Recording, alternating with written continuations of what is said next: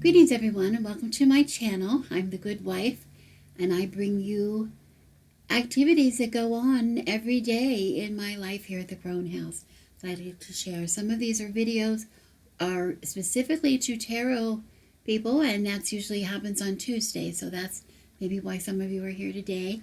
And I want to tell you, tomorrow marks the summer solstice, which we also call Midsummer, or some of us term the beginning of Litha, which it marks the longest day of the year tomorrow. But from that point on, we're going to be slowly getting darker. It sounds odd, but it's not odd. It's not dangerous. It's not depressing. It's good, because this is also the time that many of us spend outside. It is here in the Northern Hemisphere. It is the warmest time of the year. Our schools are generally out for the summer vacation. Families go on vacation. It marks a time of family reunions and picnics in the park and trips to the beach and all kinds of fun things, camps, summer camps for some children, etc. So we're outside a lot. We're doing a lot of stuff. It's a really fun time where our gardens are growing. We look forward to it every year, and I particularly look forward to it because my children, we have a joke with my children that we call it the beginning of my season, because my birthday is coming up on the 22nd, which is, I always say that the summer is my season. Because if everybody else's birthdays in our family seem to be clumped in big parts, in other times of the year, but my birthday is wide open from my birthday on for a couple months, absolutely throughout Litha, throughout the midsummer season. So it's fairly special to me. It's my favorite time of the year, and I'm going to do something a little bit different with you today for tarot, which I'm very excited. I'm very excited about. First of all, I'm going to show you just really quickly, remind you of the decks that I'm going to be using for the summer season, why I'm using them. But basically, the reason I'm here today is I'm going to do a special reading. I'm going to be doing a special reading for me, but it is also for you. If you are watching me on this video, if you're watching me, this reading is meant for you as well. And that might be a little confusing to you, but you'll see really, because how can we all have the same reading? Well, we can, and I'm going to show you how when we get to the reading in just a few minutes. Let me take a minute here to show you, first of all, what exactly cards I'm going to be doing this summer, and why. I usually use different cards different times of the year. I think a lot of you might too. I want to just tell you, if you're new to the practice of changing out your cards throughout the year, then this is maybe something you might be interested in seeing as well. I've already shared with you that excuse me, I am going to be using my Wildwood deck. I don't have to bring that out and show you, I don't think. Well, because I show it to you all the time. But here's the book that goes with it, the Wildwood Tarot. Well, I guess I should open and just show you what the cards themselves look like, because they're really nice cards. They're beautiful cards. You see my incense smoke coming up here. I'm sorry, I had to smudge my table before I did any readings in here. But these are beautiful cards. They're just beautiful cards. They're beautiful illustrations. I'm doing this wrong. There we go. They're beautiful illustrations, in the forest. It's about the trip through the forest, the ancient memories, how we tie in with the ancient memories. In summertime, we're around outside. We're out in the woods. We're out in the grounds, the grass. We're exploring. We're hiking trails. We're connecting very much to the earth. So this is an earth-based deck that I love very much. I use it at this time of the year.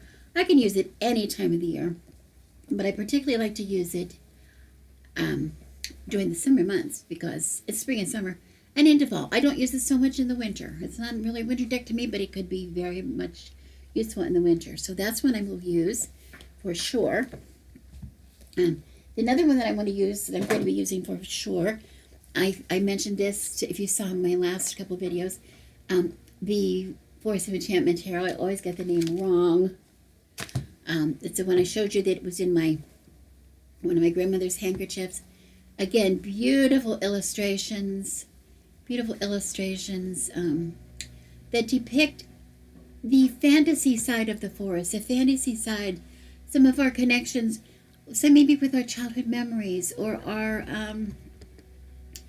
the little the fairy tale side of us, the part of us that that in a simplistic form, a lot of very mature concepts, but in an understandable form. If we can relate to a troll under the bridge, if we can relate to being lost in the forest, or having some kind of experiences with fairies or things, if we can, it might help us with that. And again, it's a beautiful deck, and I will, as I try to do all the time now, link to all of these decks that I'm using down below in my description box. I will put a link where you can get the decks.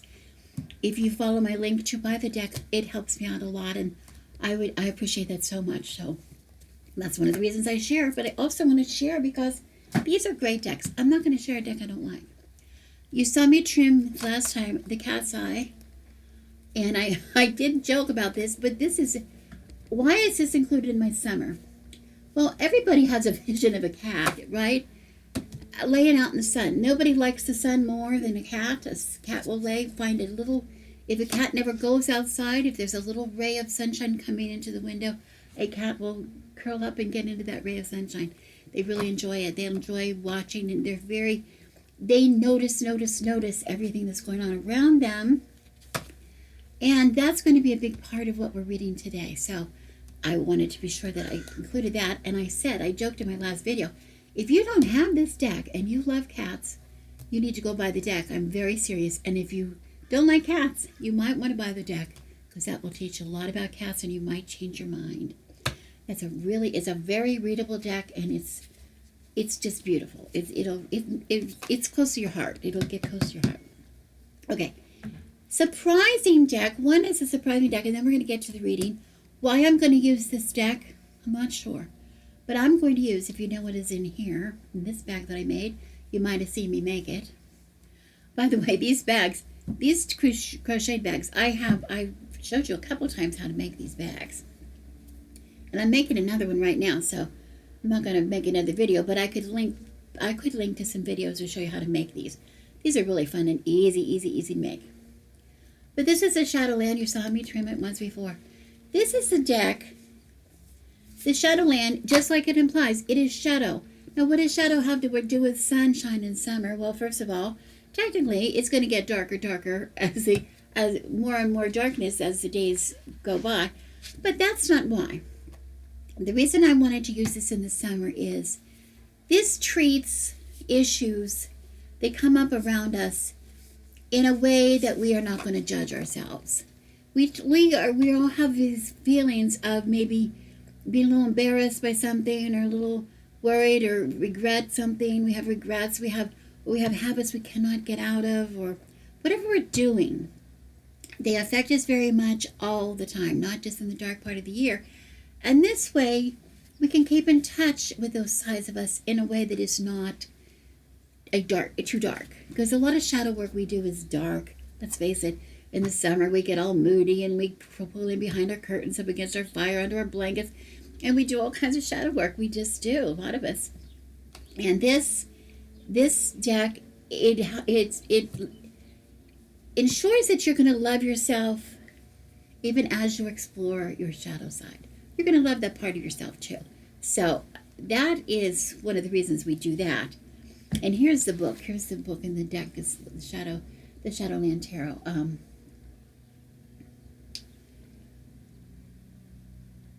I want to just tell you in the back what it says. This is interesting. The art, the combining insight and art, this work is a delight to use. The art cleverly provokes unconscious fears that lie asleep in the psyche immediately, but at the same time stimulates one's inquiry mind to move toward hope and new, exciting outcomes. And we're looking for new, exciting outcomes this summer. I know it. I know we are. So I just thought this would be fun to use as well. This would be a really fun deck to use. Okay. So I will link all of these decks below in case you don't have them and you want them, or you want to check them out in a little more detail, at least before you buy them. Today, we're going to be doing a reading. I'm going to change my camera, and I'm going to show you the cards that we're going to use today.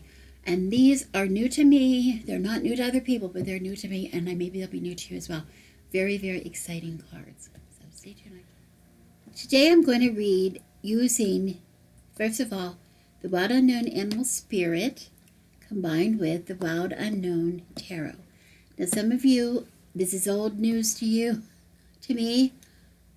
I'm relatively new to using these decks, and I have fallen so much in love with these decks I can't even tell you. And particularly for the reading I want to do today.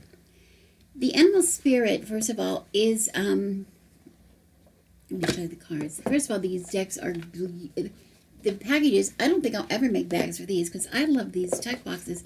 They're so beautiful and so sturdy, and they work so well with these decks. And I just want to show you here one of the reasons. First of all, look at these. Look at the beautiful illustrations. Of course, some are upside down because I riffle shuffle all over the place, but but they're just, look at these. They're just so beautifully illustrated. Oh my goodness. This elephant, I think, is one of the first cards that I pulled that I just love that energy so much I can't even begin to tell you.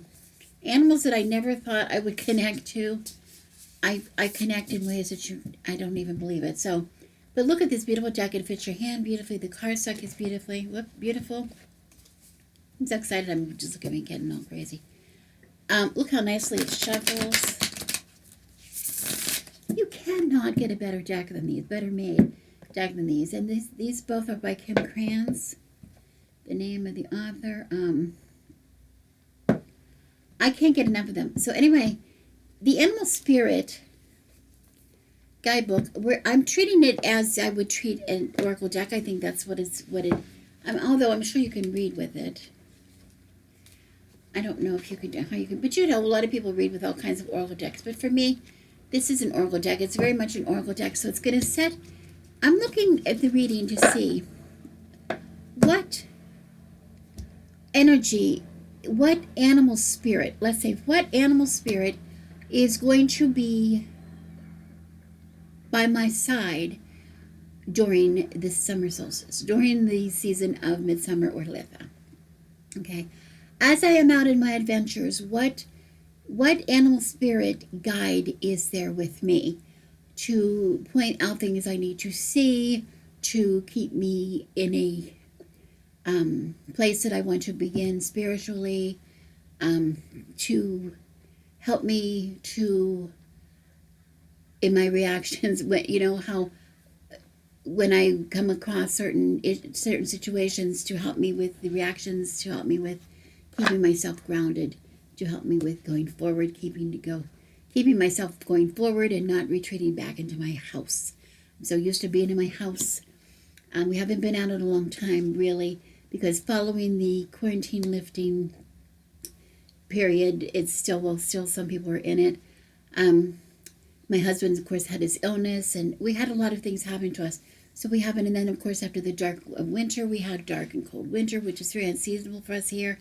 It was kind of depressing. So now we're starting to go out, and I want to make sure that I'm out and enjoying myself this summer and not retreating back into the darkness. So I was very interested to see what spirit would be there to guide me. So I'm going to pull a card for that, and we're going to talk about what this guidebook says about it. I'm going to do something differently that I don't do. I'm actually going to read from the guidebook because I want to be true to what that spirit is trying to say to me. And then we're going to take the Wild Unknown Tarot, and again, the same beautiful box, the same beautiful, beautiful illustrations. Oh my, it just makes me feel joyous. For some reason, when I first saw other people doing this, I walked through this deck, I wasn't that impressed until I had it in my hand. Now I had it in my hand,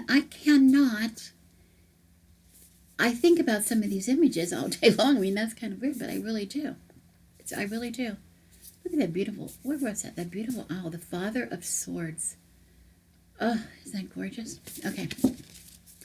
I'm going to use these 3 cards from these. I'm going to, in addition to the 1 card I'm going to take from the Wild Unknown Animal Spirit Guidebook, I'm going to take 3 cards, pull 3 cards, no order, from the Wild Unknown Tarot. And we're going to see how these energies that we see in the first card, what kind of things might we meet along the road during the season. Okay, and I'll explain it a little bit again in a minute. Okay, so we're gonna let me stop and get my cards out. I have dealt my cards out here. I hope you can see under the light here. My light is not great, but it's what we do. It's what we have. The animal spirit card that I got here in the top position is the golden egg, something called the golden egg, which is a kind of one of the spirit cards in the back. We have the we're talking about all of the points pretty much on a pentacle. We see the 4 elements of earth, air, fire, and water, and then the 5th point would be spirit, and this is one of the spirit cards at the end. And I'm going to look in the book here because I want to see spirit. See, the book is divided into let's see, sections: earth, and then all of the animals that come in earth. Well, all these animals of the earth, animal spirits of the earth, and then water, all of the animal spirits of the water, octopus, otter, etc. And then animal spirits of fire, and they're listed here: fire ant, scorpion, lizard, tarantula, camel, etc., etc. And then we get back to the animal spirits of air. I missed air here. There it is, air. And we have moth, owl, bee, etc. And then we have the animal spirits of spirit. Okay, spirit, the 5th element of spirit. And we have the phoenix, sea serpent, dragon, golden egg. What else is in here? Black egg.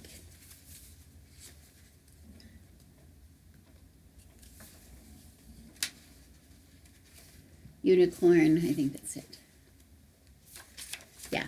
So we got the golden egg, and I'm going to read to you. Can you see how beautiful that is? This is beautiful.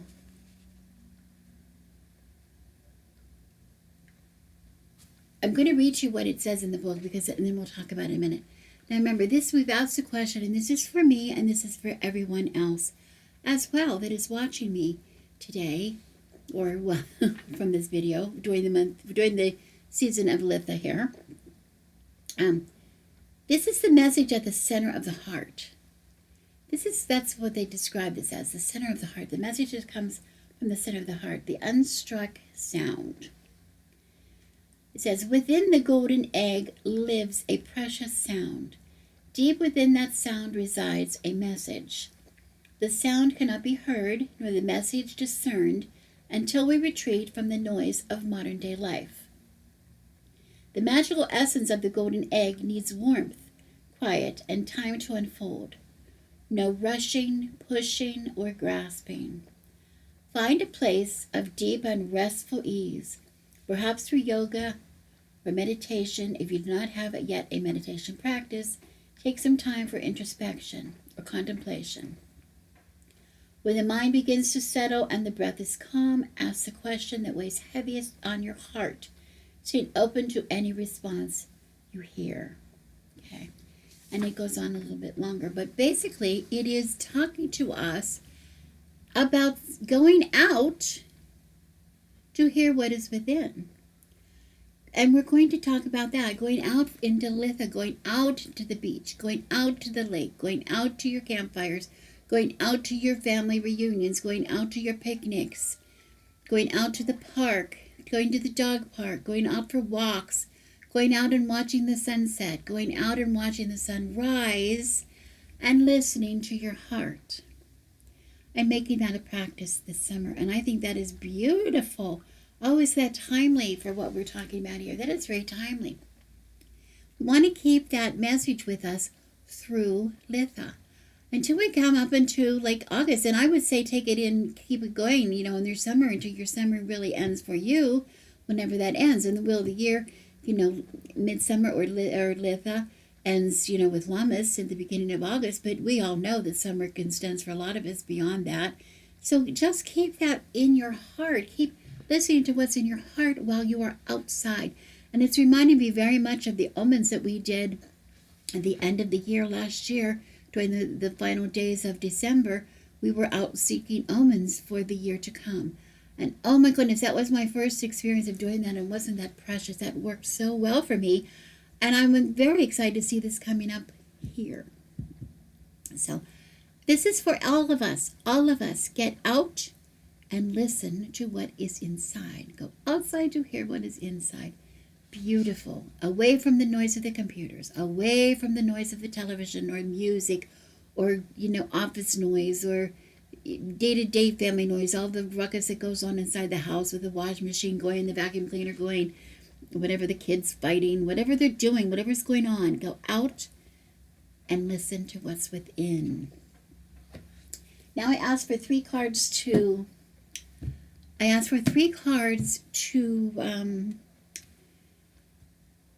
give us some clues now about how these energies, what we might encounter along the way, or what kind of energies are we going to come into being this summer, this midsummer, this Litha, this solstice season. Okay. And the first card, and this is no order I got here, the Two of Pentacles, represented here as a butterfly. And I'm going to look and see what they say in the guidebook, because I want to tell you, again, we're new to the book, and I know enough about these decks to know that the author has very specific insights into these cards. I want to make sure that we hear them. The Two of Pentacles is about balance, and that's not new to us. We all know we know the typical Rider-Waite figure of the juggler juggling the Two of Pentacles. So it is about change, but it's about inevitable change. The butterfly represents inevitable change to all of us. We see that coming up all the time in tarot. But in Pentacles, we're talking about material, earthly possession, something earthly. And it usually means a new job or financial or move or whatever. It's not important what it is. That's what this reading is about. It's not important. For some of you, it might mean a move. For some of you, it might mean a change in a financial situation. Sometimes it might mean a change of, maybe you have an empty nester leaving the house, or maybe you have somebody getting ready to go to college, or maybe you have, something different. Maybe you're moving in with your boyfriend for the first time. Something's going to be different. Now, what the card is telling us is if you fear the change, it needs to happen and might even be fun. Even if you fear it, it's going to happen. It's inevitable. And not to always think of it as, not to always think of it as something to fear. People seem to get afraid of change all the time. And it says, face it with the grace of a newly formed butterfly, a world of possibilities balanced upon your delicate wings. And I love that, because don't we always think of change in the summer? We're watching our gardens grow. Well, every time I hear the word summer, for some reason, my childhood comes up and I hear Knee High by the 4th of July, which was supposed to describe the corn growing in the fields that we used to drive past constantly, and that were in the surrounding farms and things. And that's sort of funny to us, because that doesn't apply to us here in California. And I don't think we even grow the same kind of corn as they grew when we were young. But it's just that feeling of how things change, and how the farmers mark the change in their garden by watching how things change. And if we're going to be outside listening to our heart, this is how we're going to relate this. We need to see the change. We need to make note of the change and not fear it. We need to embrace the change. The change of this butterfly, the change that caused this butterfly to become a butterfly, was a beautiful, beautiful thing to celebrate. It was. So there's nothing need to fear. The new, whatever's coming new, is just something coming different. So we need to be sure of that. So whether or not, again, I'm saying it's not that we're going to have some kind of a fearful change.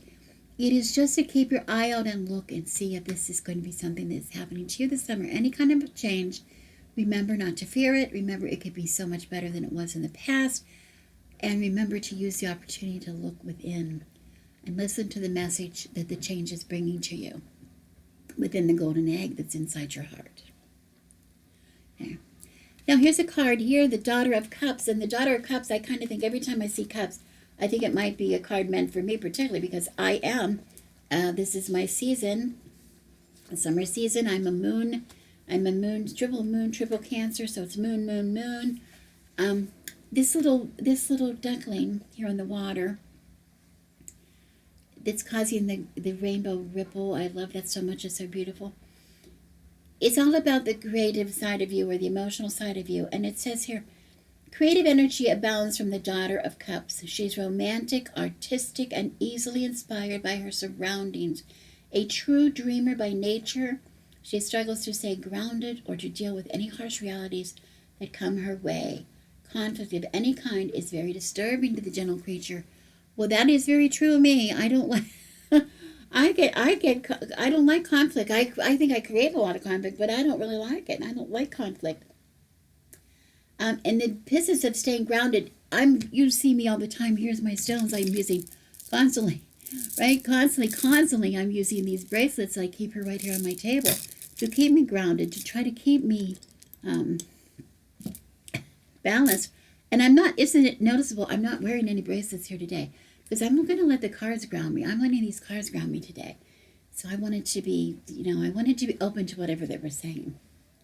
So anyway, the daughter of Cups, the energies that I'm going to be looking for the Daughter of Cups I'm going to be this sentence that really strikes a note. The phrase was inspired by her surroundings. The Daughter of Cups is inspired by her surroundings. So I seek out of the darkness into my depression, and I go outside and I look for what is inside and what it brings to my heart and the message received in my heart that's going to inspire me. To embrace changes, inspire me to go forward, inspire me to see what's going on around me. Okay, that's what's keep me grounded. Is what will keep me grounded. Okay. So I love that. That was really very ties in very well. So for you too, embrace the changes, and pay attention to your surroundings. Pay attention. Remember I had a video not too long ago that people asked me, how did I ever find Bird in the first place? Or Bird was pretty easy to find because Bird pretty much came up and knocked on our front door. But Little Bird, who came upon us later, Little Bird, I was in the garden just taking the suckers off of my tomato plants, sitting all alone. And I heard Little Bird. I heard him in the neighbor's yard beyond the other side of the trees. And there were a lot of other people out in the neighborhood at the same time, but nobody else heard him. Why did I hear him? Because I was paying attention. Because I was paying attention to the sounds. I'm practice tuning in and paying attention when I'm outside and what's around me. And this is telling us to remember to do that. We're not going to be able to hear what's inside our heart with it is not making a sound if we're not able to see what is out around us in nature. So that was interesting. And then we have one more pentacle. We had the Two of Pentacles here, and now we have the Six of Pentacles here. Interestingly, some of the pentacles in this deck are represented with roses, as the flower on a rose bush. And the thing about the rose bush is we can see both beauty. We can see beauty, and we can smell beauty often, but also we can also feel pain. We see beauty, joy, but we can feel pain when we have the thorns on the stem. So they can bring about pain and bring about joy at the same time. So that's sort of something to keep in mind here. And here we have the Six of Pentacles, and the Six of Pentacles, according to the Kimmy Kranz, says, the Six of Pentacles indicates that your long-awaited fruits are ready for harvesting, bringing more wealth than anticipated. Make sure you are generous during this bountiful time. This card can also signify generosity coming from someone else. If that is the case, accept the help with grace and put the resources to good use. So we might be getting some kind of a gain this time. And I love the way that when we're getting a gain, we are reminded always in tarot to give, to keep that balance here and to give. And I think I mentioned to you when I did an altar tour or something in here not too long ago, where I showed you how my prosperity altar had changed from something where I was trying to bring in money to something that was trying to remind me to give out to people who are in need. And I found that more appropriate in my place in my life now, even though I don't make much money. It means more to me to be able to give than it does to receive. I can always find what I need, but it's very sad for me when I cannot give what others need. So that's an important lesson. So that's sort of interesting, except what is more interesting is look at this. There's a card underneath here.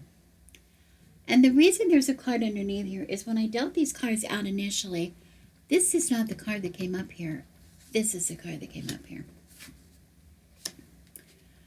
The Five of Pentacles. The Five of Pentacles, which is a completely different story, isn't it? We know that from other decks. But the Five of Pentacles talks about hard times. This is when the petals are falling off that rose. It may come in the form of illness, job loss, financial trouble, or rejection. Above all, there will be something to worry about. Anxiety is counterproductive and damaging. You must find a way to quiet the mind during this difficult time. Rely on meditation or visualization to find peace. Well, now, this is what I want to say about that. My first impression was, oh no, I can't show that card. If I'm going to say to my viewers, look out for this, look out for loss, look out for hardship, look out for illness, look out for a financial setback, look out for, you're going to freak out. If I want to say this is my card, I'm going to freak out because didn't I just come out of that?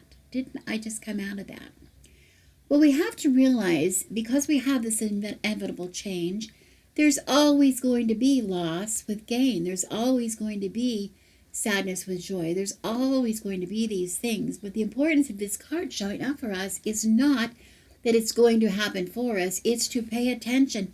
And if we have someone around us or us ourselves that are going through this, that we know what to do about it.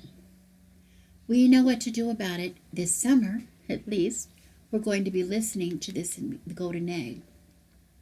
We're going to still ourselves through meditation. We're going to still ourselves through yoga or just sitting and being outside and watching and listening and waiting until we have our answers. We're going to be able to do that. We're not going to freak out. Last summer, my whole summer was this. My whole summer was fear. My whole summer was worry. My whole summer was, waiting and putting off and what's going to come next. In my tower year, it was really bad. But then I was reminded, let's just take a card. I said, let's just pull another card in case this card is going to be too hard or set some triggers off in some of the viewers who are watching and depending on my reading. And look what happened. This is the card that I pulled, which is so interesting to me because we all know and I even teach this in my classes, if you have not taken my tarot classes, you might want to go down and follow the link below because we have a new sessions coming up this summer. That's interesting that they're coming up this summer, but we started them in July and go through July and August this summer. They're recordable, so you don't have to sit in the classes. You can watch it later. But we talk about this at one point in our classes, how cards are connected this way to each other, even if we don't know, how. There's always something comes after this card, and there's always something that comes before this card, and this shows that. Okay. That this is the change. Here we have the butterfly coming out of the change. Okay. So this is not anything to fear because we always know it leads here. It's nothing to fear. It always leads here. And that's very much what this entire reading is talking about. So it doesn't matter whether we use this card for the third card or this card for the third card. They're basically telling us the same thing.